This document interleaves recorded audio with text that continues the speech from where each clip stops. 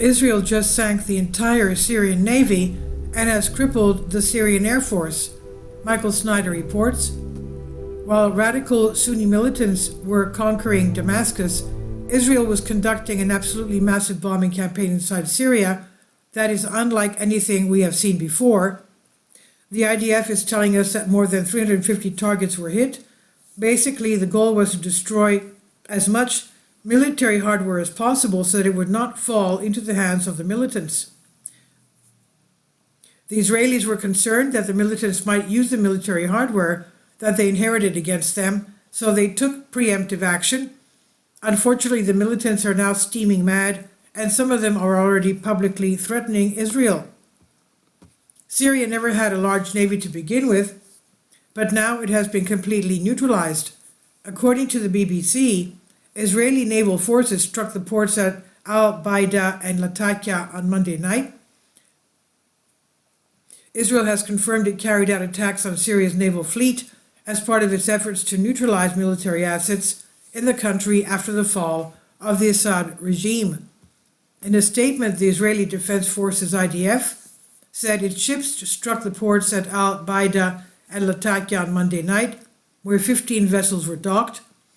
The BBC has verified video showing blasts at the port of Latakia, with footage appearing to show extensive damage to ships and parts of the port. The goal of the operation was to destroy the entire Syrian Navy, and we're being told that the operation was successful. Israeli missile ships destroyed the Syrian military fleet in an operation on Monday night as part of a broad campaign to eliminate strategic threats, Defense Minister Israel Katz said on Tuesday in Haifa. It is also being reported that Israel conducted extensive strikes on the largest air bases in Syria. According to one report, dozens of helicopters and fighter jets have been destroyed. Israel has hit Syria's largest air bases, the Al Arabiya television channel said, citing two sources in Syria's defense sector. Israel has delivered strikes on the largest air bases in Syria, the sources said, adding that airfield infrastructure and dozens of helicopters and fighter jets have been destroyed. The Syrian Air Force has been crippled for the foreseeable future, and this will be a major advantage for the IDF if a full-blown conflict with the new regime suddenly erupts. The IDF also targeted sites where it was suspected that chemical weapons and ballistic missiles were being developed. Essentially, the Israelis wanted to wipe the slate clean as much as possible, so just about every site that had strategic importance got hit. In addition, the IDF has created a buffer zone in southern Syria in order to keep the rebels from storming the Israeli border. Israel Prime Minister Benjamin Netanyahu says that this buffer zone is just a temporary defensive position. The IDF seizure of Syrian positions in the buffer zone was a temporary defense position until a suitable arrangement is found, Israel Prime Minister Benjamin Netanyahu said on Monday.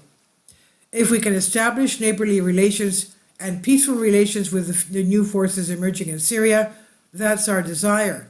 But if we do not, we will do whatever it takes to defend the state of Israel and the border of Israel, he said on Monday. Of course, others see this move by Israel very differently. According to the Times of Israel, a news outlet that's aligned with Hezbollah is alleging that Israeli forces have moved well beyond the reported buffer zone. The Hezbollah-affiliated Al Mayadeen news outlet reports that Israeli tanks have advanced beyond the boundaries of the Golan Heights buffer zone in Syria that it moved troops into earlier this week. According to the unverified report from the Lebanese outlet, the tanks progressed past the abandoned buffer zone town of Quneitra before stopping near Katana, a southern Syrian city just over 21 kilometers away from the capital city of Damascus. The report further that Israeli troops also entered several villages on the outskirts of Damascus. The Israeli government is strongly denying that Israeli forces have approached Damascus. Hopefully, the IDF and the militants will keep their distance from one another, because a full-blown conflict could erupt so easily right now. Meanwhile, the Iranians are trying to figure out what to do next as they process the most devastating defeat in modern Iranian history. The swift collapse of Bashar al-Assad's Syrian regime represents a devastating defeat for Iran, the latest in a string of setbacks that have punctured long-held assumptions in the West about Tehran's military prowess.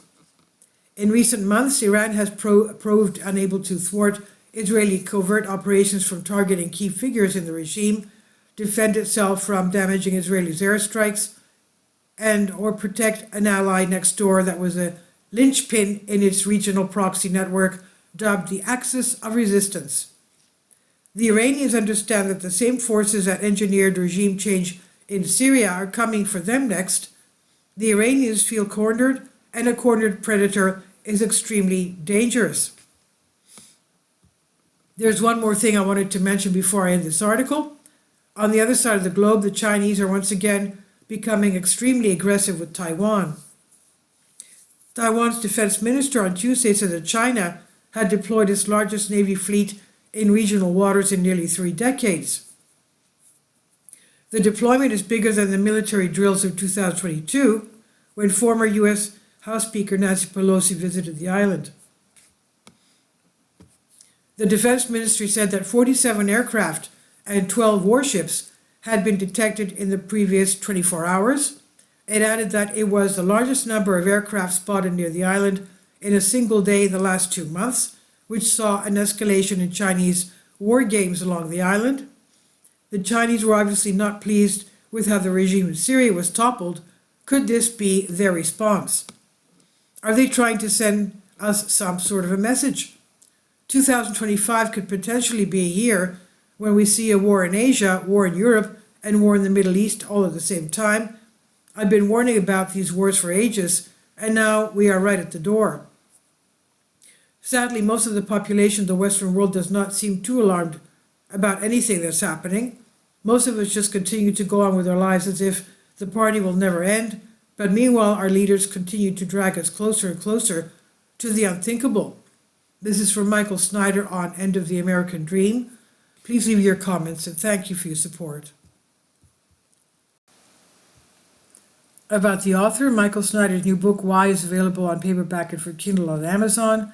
He's also written 8 other books available on Amazon, including Chaos, End Times, 7-Year Apocalypse, Lost Prophets of the Future of America, The Beginning of the End, and Living a Life That Really Matters. When you purchase any of Michael's books, you help to support the work that he's doing. You can also get his articles by email as soon as he publishes them by subscribing to his Substack newsletter.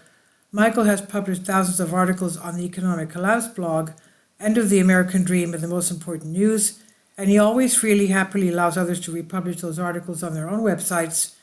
These are such troubled times and people need hope. John 3:16 tells us about the hope that God has given us through Jesus Christ. For God so loved the world that he gave his only begotten Son, that whosoever believeth in him should not perish but have everlasting life. If you have not already done so, we strongly urge you to invite Jesus Christ to be your Lord and Savior today. Please leave your comments and thank you for your support. Please support my Patreon account. The daily posts are 5 videos daily, and they are totally different from what I have on my YouTube channel.